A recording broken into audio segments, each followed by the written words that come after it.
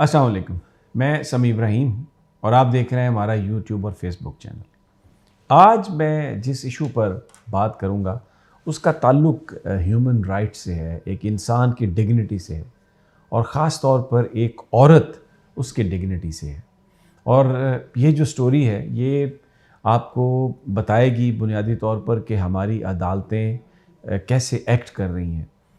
کسی بھی ملک کی جو ہائر کورٹس ہیں، جیسے سپریم کورٹ ہے یا ہائی کورٹ ہے پروونشل، اس کے بارے میں یہ تاثر ہوتا ہے، یہ سمجھا جاتا ہے کہ یہ قانون اور آئین کے مطابق فیصلہ کریں گی، یہ مصلحت کو نہیں دیکھیں گی، نظریہ ضرورت جو ہے اس کو نہیں دیکھیں گی۔ بڑے بڑے سیاسی معاملات میں تو ہم دیکھتے ہیں اس طرح کی چیزیں ہو جاتی ہیں، لیکن ایک عام آدمی اور خاص طور پر ایک خاتون کے ساتھ ہونے والی زیادتی میں اگر کسی جرگے کے فیصلے کو کوئی بھی ہائی کورٹ ایکسیپٹ کرے تو اس کا مطلب یہ ہے کہ پھر پاکستان کی جو اعلیٰ عدالتیں ہیں وہ اب ایک جرگے کی طرح ایکٹ کر رہی ہیں۔ اس پر ایک بحث ہے، اور یہ جو سٹوری جو میں آپ کو بتانے لگا ہوں اس نے پاکستان میں ایک کنٹروورسی جنریٹ کر دی ہے،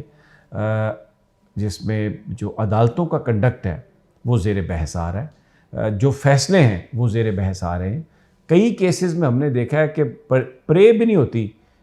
پٹیشنر کچھ اور بات کہہ رہا ہوتا ہے لیکن عدالت خود سے کو فیصلہ کر دیتی ہے۔ ہم نے دیکھا کہ حمزہ شہباز کے کیس میں جب ان کا وہ وزارت اعلیٰ اور ووٹ کا چکر تھا تو چیف جسٹس عمر عطا بندیال کی سربراہی میں جو عدالت تھی اس نے سپریم کورٹ کی طرح، اس میں پہلی دفعہ میں نے تو یہ دیکھا کہ بالکل ایسے ایکٹ ہو رہا تھا جیسے آؤٹ آف کورٹ سیٹلمنٹ کروانے کے لیے کورٹ باقاعدہ ٹائم دے رہی ہے، پھر اس کے بعد دونوں کو بلا کے کہہ رہی ہے کہ آپ اس کو سیٹل کر لیں، اور انہوں نے کہا کہ ٹھیک ہے جی، وہ انہوں نے راضی نامہ کر لیا تو ہم نے یہ کام کر دیا۔ آئین کیا کہتا ہے، قانون کیا کہتا ہے، اس پر بات جو ہے وہ نہیں ہوئی۔ ابھی بھی جو لاہور ہائی کورٹ نے چودھری پرویز الہی صاحب کیس میں جو گورنر پنجاب کا جو فیصلہ ہے اس کے بارے میں جس طرح سے ایک ورڈکٹ دیا ہے، اس پر بھی یہ بات ہو رہی ہے کہ کیا یہ عدالت کا کام نہیں تھا کہ اگر گورنر صاحب نے ایک نوٹیفیکیشن کیا ہے، اگر وہ انلیگل ہے تو اس نوٹیفیکیشن کو کینسل کریں، اور اگر وہ لیگل ہے تو جو پرویز الہی صاحب کی حکومت ہے جس طرح سے تحلیل ہوئی ہے اس کو وہ اوکے کریں، لیکن اس میں بھی وقفے کیے گئے، آپ ہمیں یہ گارنٹی دے دیں، آپ ہمیں یہ گارنٹی دے دیں، اس طرح کی باتیں ہوئیں، اور اس کے بعد وہ عدالتی فیصلہ جو تھا وہ بھی ایک طرح سے جرگے کا فیصلہ تھا، وہ ایک طرح سے ایک کمپرومائزنگ ایک فیصلہ تھا، اور اس میں خود عدالت کے ریمارکس تھے کہ اگر آپ یہ ایفیڈیوٹ لے کے نہیں آتے تو پھر ہم میرٹ پہ فیصلہ کریں گے۔ اس کا مطلب یہ ہے کہ کہیں نہ کہیں جب آپ کوئی کسی کمپرومائز کو لے کے چلتے ہیں تو میرٹ جو ہے وہ کمپرومائز ہو جاتا ہے، کسی بھی سمجھوتے کے نتیجے میں اس پر بھی کمپرومائز ہو جاتا ہے۔ اب یہ پشاور ہائی کورٹ نے ایک ریپ کنوکٹ، یعنی جس پر الزام تھا کہ اس نے ریپ کیا ایک ایسی 20 سالہ لڑکی سے جو بیچاری صحیح طریقے سے بول بھی نہیں سکتی تھی اور صحیح طریقے سے سن بھی نہیں سکتی تھی۔ اس کو یہ واقعہ ہوا بنیر میں، اور یہ وہاں پر بنیر کی عدالت نے جو ریپ وکٹم تھا، ظاہر ہے اس کا ٹرائل ہوا، اس کو عمر قید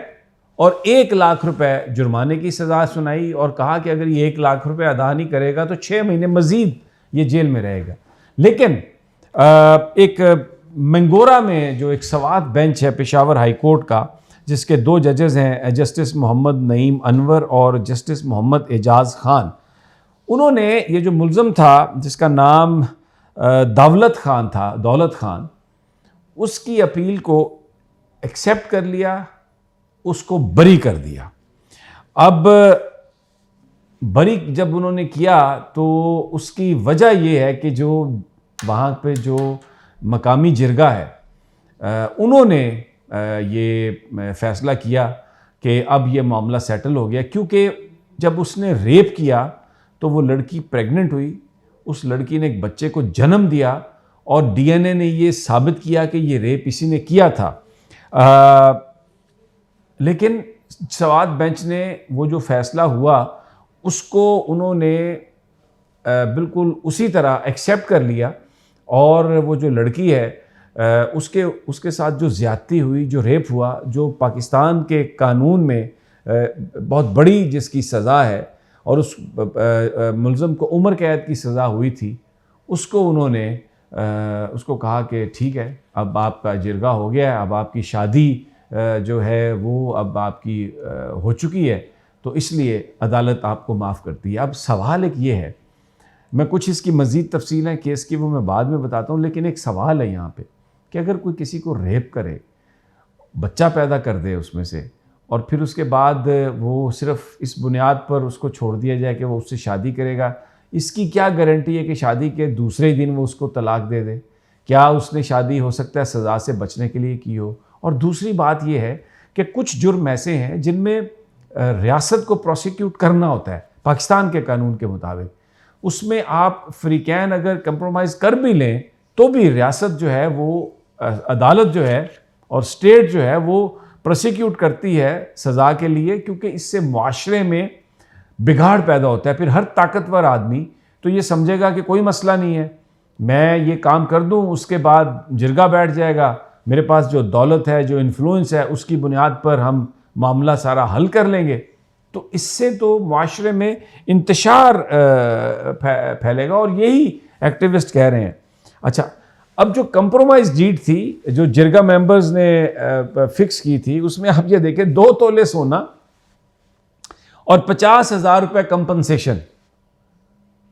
5 لاکھ روپے کمپنسیشن اس لڑکی کو، 5 لاکھ روپے کمپنسیشن اور 2 تولے سونا۔ اب جناب وہاں پر 1 تولہ گولڈ جو تھا وہ ایک تاج محمد صاحب نامی شخص جو اس علاقے کے ایلڈر ہیں وہ ان کے پاس تھا، اور اس لڑکی کو وہ انہوں نے دیا۔ اب یہ جیسے میں نے کہا کہ بڑا یہ ایک سوال ہے پاکستان میں، عام آدمی جو ہے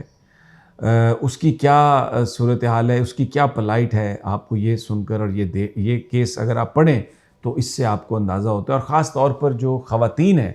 وہ کس قدر ولنریبل ہیں۔ پاکستان میں ہمیشہ سے یہ تحریکیں چلتی رہی ہیں کہ جو خواتین ہیں ان کے حقوق کا تحفظ کیا جائے، اور اس میں کوئی شک نہیں کہ اسلام نے بہت زیادہ خواتین کے حقوق کو پروٹیکٹ کیا ہے، لیکن سوال یہ ہے کہ جو چیزیں کتابوں میں لکھی ہوئی ہیں اگر ان پر آپ ان کو انفورس نہ کریں تو پھر تو کسی کی کوئی رسپیکٹ نہیں۔ اب یہ 20 سالہ لڑکی جو بول نہیں سکتی، سن نہیں سکتی، وہ ریپ ہوئی، اس نے ایک بچے کو جنم دیا، لیکن جس بندے نے اس کو ریپ کیا اب اس کو ساری زندگی بطور ہسبینڈ اس کے اوپر، اگر وہ پوری زندگی شادی قائم رکھتا ہے تو وہ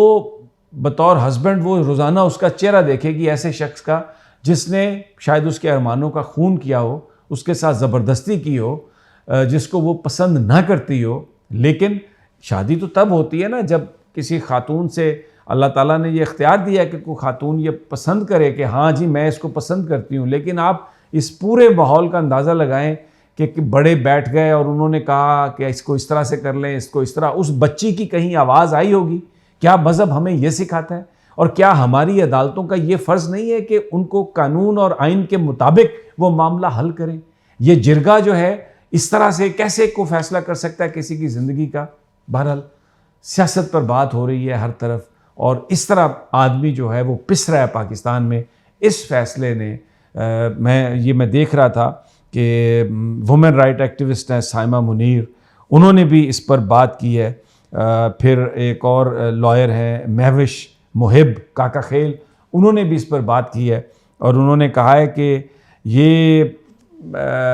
کون گارنٹی دے سکتا ہے اس بات کی کہ وکٹم رہائی کے بعد اس عورت کے ساتھ، اس 20 سالہ بچی کے ساتھ جس کو اس نے پہلے ریپ کیا، اس کے ساتھ کوئی زیادتی نہیں کرے گا، اس کو طلاق نہیں دے گا اور اس کی مرضی کے بغیر اور شادیاں بھی کر لے گا۔